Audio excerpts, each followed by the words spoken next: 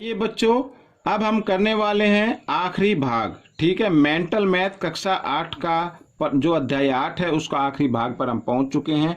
मैं हूं हरी सर और आप देख रहे हैं मेरा YouTube channel maths with Hari sir. बच्चों, अन्य वीडियो के लिंक आप मेरे डिस्क्रिप्शन बॉक्स में जाकर ले सकते हैं और वहां पर अगर आप मेंटल मैथ खरीदना चाहते हैं तो वहां पर मेंटल मैथ खरीदने के भी लिंक मैंने दिए हुए हैं।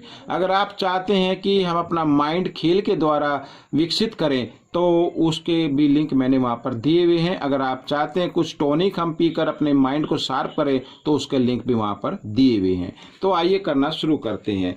तो यहाँ पर बच्चों जैसा कि आप देख पा रहे हैं ये 4 प्रश्न बचे हैं। प्रश्न नंबर 47 हम करने वाले हैं। लिखा है एक छतरी 20% की हानि पर ₹72 में बेचा गया। ठीक है, यानी 72 रुपये बेचने पर उसे पता चला कि 20% की हानि हो गई तो छतरी का क्रय मूल्य बताना है। ठीक है, तो आइए करना शुरू करते हैं। यहाँ पर बच्चों बहुत ही आसान है। तो सबसे पहले मैं यहाँ पर लिख लेता हूँ 47, ये हम कर रहे हैं। तो यहाँ पर ये बेचा गया, इसका मतलब क्या है? विक्रय मूल्य है ये। तो विक्रय मूल्य मैं लिख लेता हूँ 72 रुपये। ठीक है, ये मैंने विक्रय मूल्य लिख लिया। और यहाँ पर लिखा है हानि, तो हानि भी हम लिख लेते हैं 20%। ठीक है, हमें निकालना है क्रय मूल्य। और मैंने पहले भी आपको बताया है क्रय मूल्य निकालने का एक फॉर्मूला होता है, उसको आप ध्यान कर लीजिए, याद कर लीजिए या प्रैक्टिस कर लीजिए। देखो क्या होगा, विक्रय मूल्य। ठीक है, विक्रय मूल्य यहाँ पर मैं लिखूंगा और गुणा 100 और बटे में 100 घटा हानि। ये चाहे तो आप इसके सामने प्रतिशत का निशान लगाइए या क्योंकि प्रतिशत के लिए 100 ऊपर आ गया। ठीक है, इस तरीके से। तो विक्रय मूल्य क्या है? 72 गुणा 100 और 100 घटा हानि, यानी 100 घटा 20, इस तरीके से। तो यहाँ पर 72 गुणा 100 और 100 में से 20 गए 80। ठीक है बच्चों, एक जीरो से एक जीरो काट दी मैंने। 8 एकम 8, 8 नीम 72, 9 गुणा 10 यानी 90। तो 90 रुपये आ गया छतरी का क्रय मूल्य। ठीक है, यहाँ पर आप चाहे तो लिख सकते हैं छतरी का क्रय मूल्य। छतरी का क्रय मूल्य बराबर 90 रुपये। ठीक है, ये हो गया। अब हम करेंगे प्रश्न नंबर 48। ठीक है, ये 48 कर रहे हैं तो पढ़ लेते हैं। देखो x का मान ज्ञात करना है। यहाँ पर ये संख्या अनुपात में लिखी हुई है, समानुपात में लिखी हुई है। आइए करना शुरू करते हैं। तो देखो x अनुपात 5 और यहाँ फिर ये समान अनुपात का साइन बना हुआ है और फिर लिखा है 20 अनुपात x। ठीक है, हम इसको कैसे लिखेंगे? देखो यहाँ पर ये प्रश्न है। अब इसको हम करते हैं x के लिए हल।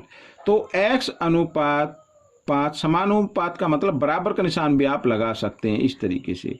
ठीक है, अब जो बाह्य पद है, ये बाह्य पद है ना, ये इनकी गुणा कर देते हैं। x को x से गुणा करते हैं तो x की घात 2 बन जाता है बच्चों।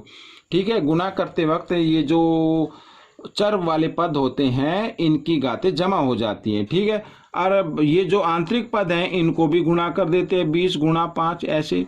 अब मैं आपको बताता हूँ, कुछ बच्चे सोच रहे होंगे कि सर करके दिखाओ। अब देखो x गुणा x, ऐसे जब गुणा करते हैं तो एक घात इसकी है एक घात इसकी, तो इनकी घातें क्या हो जाती है? जमा हो जाती हैं इस तरीके से। ठीक है, 2x नहीं लिखना है, कभी x गुणा x 2x लिख दो, नहीं, x की घात 2 आएगा। ठीक है, तो यहाँ पर देखो अब x का मान हमें निकालना। 20 पंजे होता है 100, ये इधर वर्ग है और मैं बराबर के निशान से इसको इधर लेके आऊंगा तो वर्गमूल में बदल दूंगा और 100 का वर्गमूल होता है बच्चों 10। तो x का मान आ गया 10। तो बच्चों ये प्रश्न आपका हल हो गया।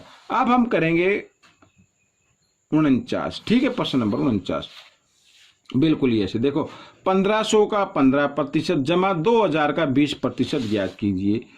तो 1500 का 15% जमा 2000 का 20%।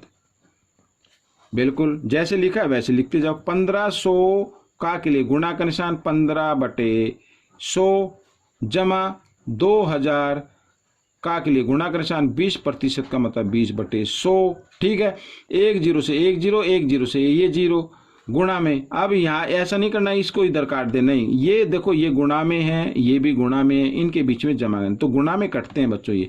तो 2 जीरो से 2 जीरो कट गई। अब 15 को 15 से गुणा करते हैं तो 15 का वर्ग होता है 225 और जमा यहाँ पर 200 को 2 से गुणा करेंगे आएगा 400। तो बच्चों इनको जमा करने पर आ गया 625। तो ये आपका उत्तर बन गया। ठीक है बच्चों, अब हम करेंगे 50वां प्रश्न। आखिरी प्रश्न पर आ गए हैं। देखो क्या लिखा है, 0.125% को भिन्न में बदलो। 0.125% को किस में बदलना है, भिन्न में बदलना है। आइए करना शुरू करते हैं।